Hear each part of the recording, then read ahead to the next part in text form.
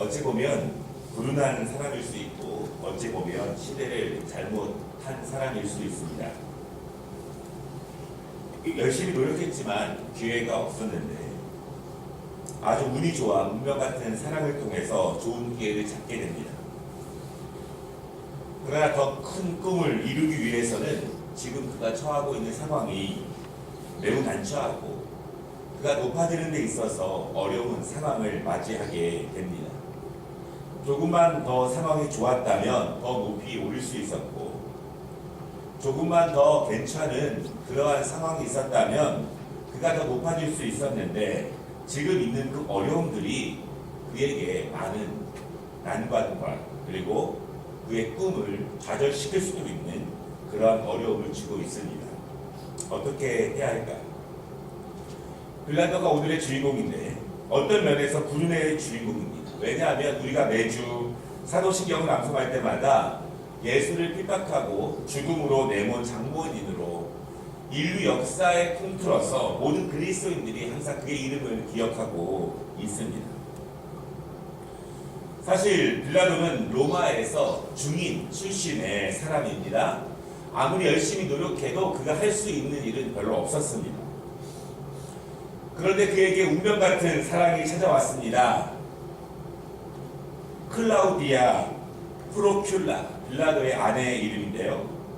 그의 아내는 디베리우스 황제의 세 번째 아내인 클라우디아의 딸이며 황제 아우구스투스의 손녀라 이렇게 알려져 있습니다. 다시 말해서 황실의 여인입니다. 그 여인의 사랑에 힘입어서 빌라도는 로마 황실의 상류층이 됩니다.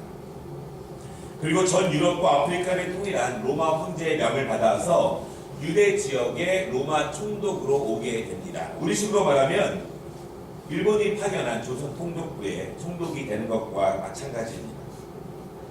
빌라도가 유대 땅을 잘 치리하면 로마 황제의 뜻을 잘 실행하면 빌라도는 황제의 시집을 받고 로마로 갈 수 있습니다. 그래서 이 유대 땅에서 일을 잘하는 것이 너무나 중요합니다. 오늘 본문에 보면 예수님은요 예루살렘의 지도자들에게 잡혀서 로마 총독에게 신문을 당하게 됩니다.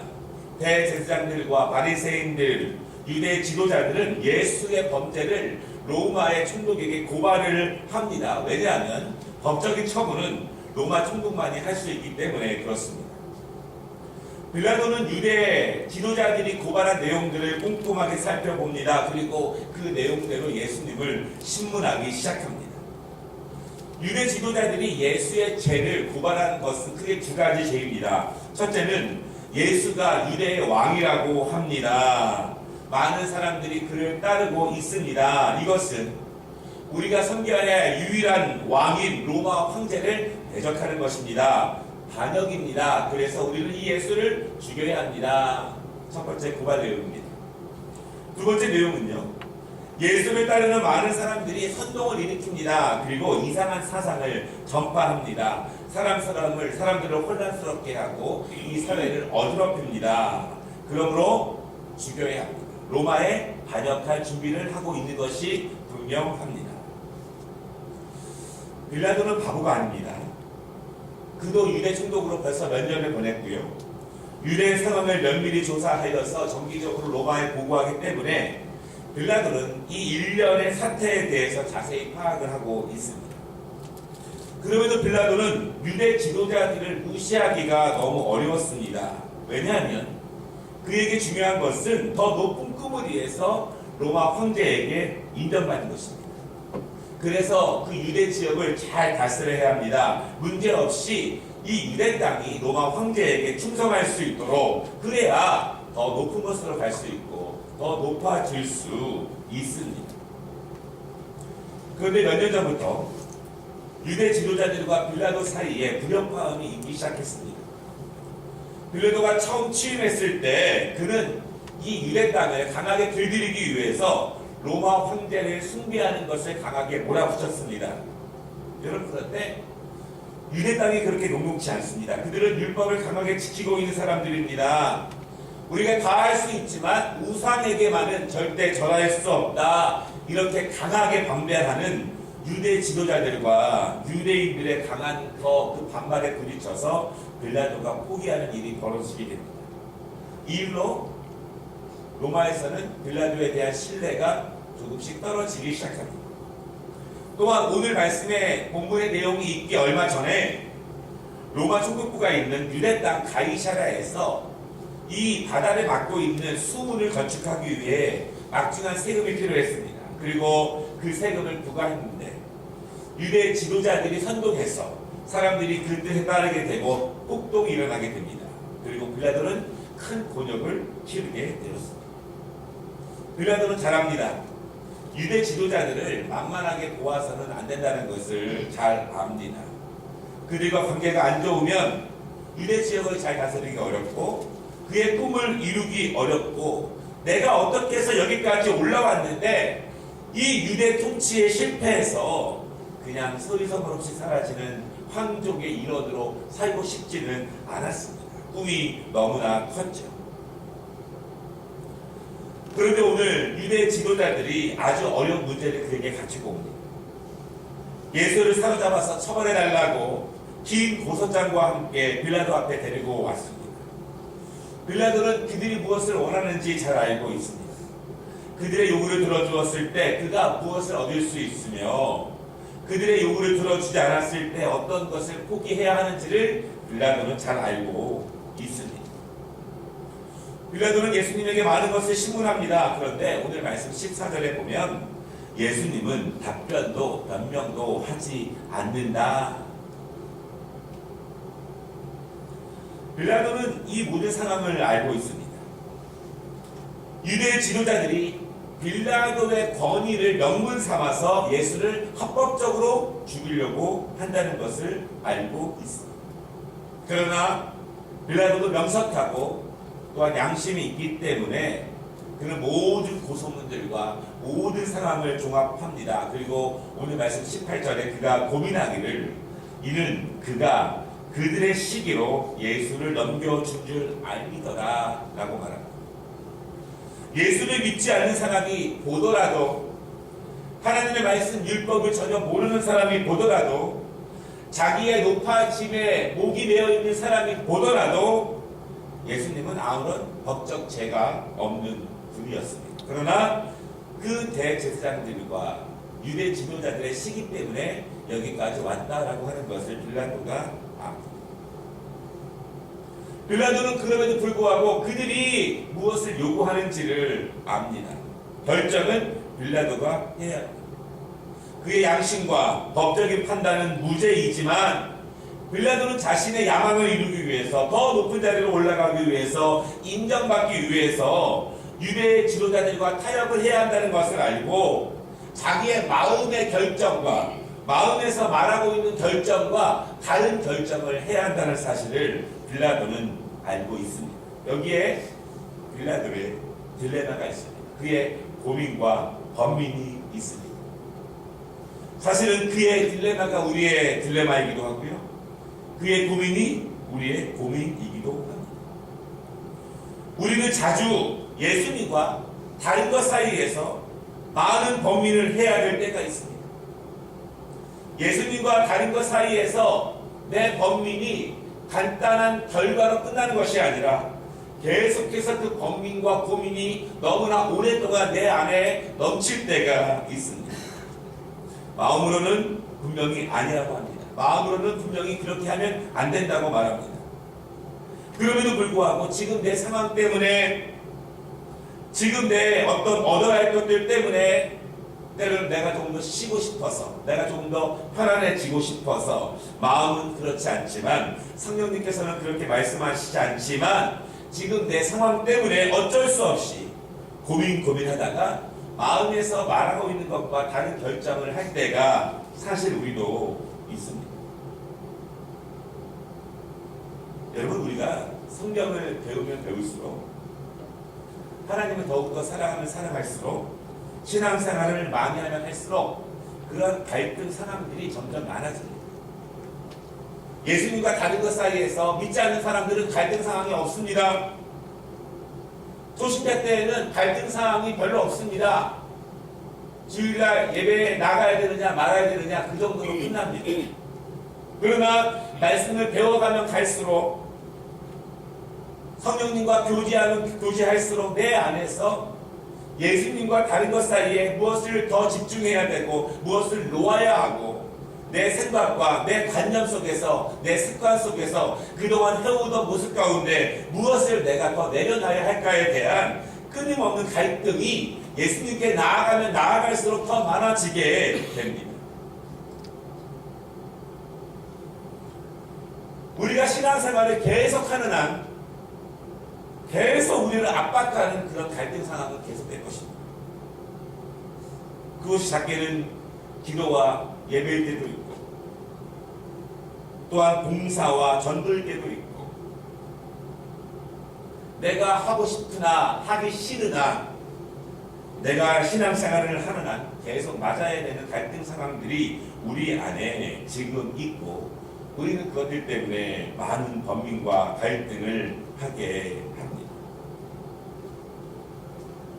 물론 빌라도처럼 예수를 죽이느냐 살리느냐 그런 큰 문제는 아닐 수 있지만 그런 작은 갈등들이 우리 안에서 우리의 믿음을 시험하기도 하고 또한 내 마음에서 말씀하고 계시는 성령님의 음성에 그 반대의 결과로 나아갈 때도 많이 있습니다.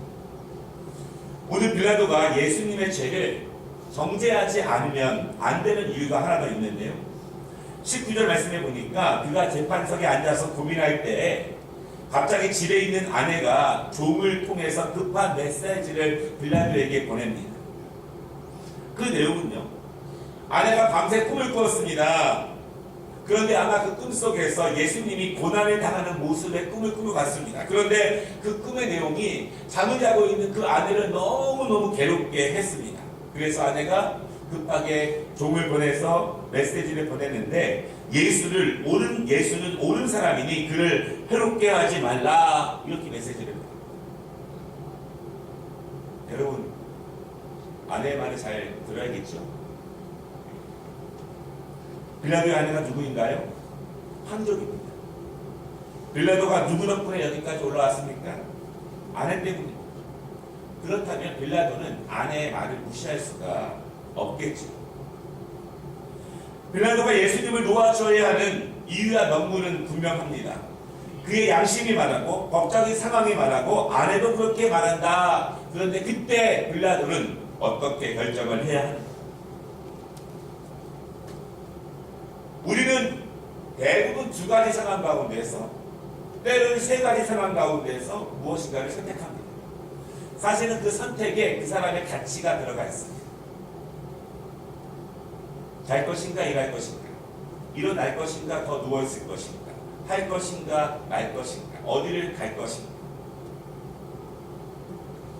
우리는 그 안에 그 사람의 중요한 가치들이 포함되어 있습니다. 아니라고 이야기하지만 결국 우리의 마음에 있는 의식과 무의식들이 그렇게 내 손과 발로 나타나게 됩니다. 빌라도는 어떻게 결정을 해야 될까요? 오늘 20절 말씀해 보면요. 유대인의 풍습에 따라서 죄인 중에 한 명을 석방하는 전통이 있는데 대제사장과 장로들이 사람들을 민중들을 선동해서 예수 말고 중죄인인 바라바를 내어달라고 선동을 하게 됩니다. 그리고 예수를 죽이라고 사람들을 선동합니다. 범인하고 있는 빌라도에게 너무나 좋은 기회가 찾아왔습니다. 어떻게 해야 될지 모르고 있는데 사람들이 크게 소리쳐서 말하기를 예수를 죽이고 바라바를 살려내라 이렇게 요구하고 있습니다. 22절에 빌라도가 묻습니다. 그러면 내가 예수를 어떻게 해야 되는가?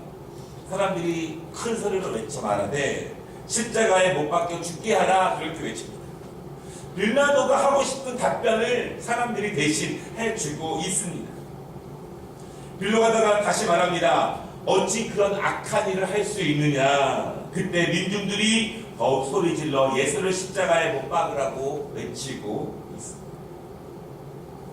빌라도는 자기가 결정하지 않습니다. 아무것도 안 하는 모습을 취합니다. 예수를 살릴 권한이 그에게 있지만 그는 실제로 아무것도 하지 않고요. 24절에 보면은 빌라도는 손에 물을 씻으며 말합니다. 나는 이 사람의 피에 대하여 무죄하니 너희가 당하라. 이 결정은 너희가 한 것이다. 내가 한 것이 아니다. 너희가 원하는 대로 내가 들어준 것뿐이다. 나는 아무것도 하지 않았다. 나는 무죄하다. 사실 빌라도는 할 수 있었습니다. 빌라도는 살릴 수 있었습니다. 빌라도는 증명할 수 있었지만 하지 않았다라고 하는 것입니다. 사실 우리도 할 수 있는 것들이 많이 있습니다. 수없이 많은 갈등과 범위 상황에서 할 수 있는 것들이 있습니다. 예수를 증거해야 하는가, 감추어야 하는가, 내가 그리스도인이라는 것을 밝혀야 하는가, 아니면 숨겨야 하는가, 아니면 성경대로 내가 정직하고 성실하게 나아가야 하는가, 아니면 그렇게 하지 말아야 하는가. 왜냐하면 지금은 때가 아니고, 지금은 내가 더 어렵고, 지금은 내가 더 살아야 되고, 지금은 내 상황이 더 어렵기 때문에 못한다라고 말할 수 있습니다. 더 기도해야 되는가 말아야 되는가, 봉사, 전도, 성령께서 우리의 안에서 말씀하시는 그 삶의 모습들. 빌라도는 몰라서 그런 것이 아니라 분명히 알지만 그렇게 하지 않은 것처럼, 사실 우리 대부분도 내 안에서 하나님이 무엇을 말씀하시고 성령님께서 무엇을 말씀하시고 하나님의 가르침이 어떤 것을 말씀하시는지를 우리가 압니다. 빌라도는 다른 사람의 핑계를 대고 있습니다. 우리가 다른 사람의 핑계를 댈 필요는 없습니다. 누구 때문에 내가 안 해, 누구 때문에 내가 못해, 누구 때문에 내 믿음이 식어져, 그것은 중요하지 않습니다. 왜냐하면 우리는 하나님 앞에 예수 그리스도와 단독자로 만나는 것입니다. 우리가 그 믿음 앞에 다른 사람을 핑계댈 수 없습니다. 상황을 핑계댈 수 없습니다. 왜냐하면 하나님께서는 모든 것을 알고 계시기 때문에 우리가 다른 사람에게 변명할 수는 있지만 하나님 앞에는 변명할 수 없기 때문입니다. 빌라도는 스스로 무죄하다고 말한 것처럼 우리는 스스로 무죄하다고 말할 때가 있고, 우리는 괜찮다라고 하는 그 스스로의 안위를 계속 마음속에 주입시킬 때가 있습니다. 고난주간 특별 새벽 기도의 셋째 날, 빌라도를 보면서 우리 자신을 보게 됩니다. 우리는 날마다 사도신경을 통해서 빌라도의 이름을 부르지만 빌라도의 이름 대신 내 이름이 들어간다고 해서 어색하지 않을 수도 있습니다.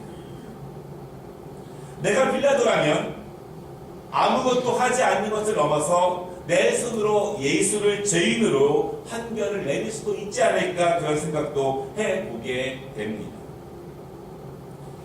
사랑하는 여러분, 우리가 고난주간을 보내면서 내가 손해를 본다 할지라도 영광을 주님께 올려드리고, 내가 고난을 당한다 할지라도 주님이 영광을 받으시고, 내가 힘들고 어려운 상황으로 몰릴지라도 예수의 이름을 증거하고, 그리고 내 마음속으로부터 성령님께서 말씀하시는 것, 그리고 하나님이 우리에게 가르쳐 주시는 것, 그것으로 행동하고 결정에 나아가는, 그것으로 더욱더 우리를 훈련시켜 나아가는 이 고난주간이 되시기를 주님의 이름으로 축복합니다. 기도하겠습니다.